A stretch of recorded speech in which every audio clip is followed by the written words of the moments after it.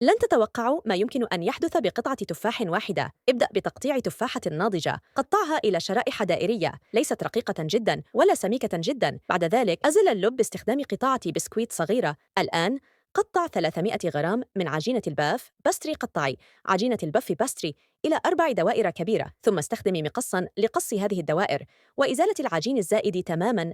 ضعي شريحة التفاح واستخدمي طرف إصبعك لعمل ثقب صغير في العجين، ثم رشي السكر والقرفة على كل شريحة تفاح. لف العجين حول التفاحة عن طريق طيها باتجاه المنتصف واضغطي عليها بقوة في المنتصف. الآن انقلي كل شيء إلى صينية خبز. رشي السكر فوق كل شيء والقرفة المطحونة.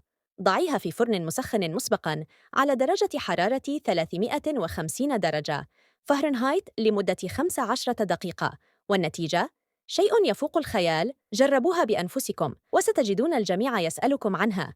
مع السلامة، نلتقي في الوصفة القادمة.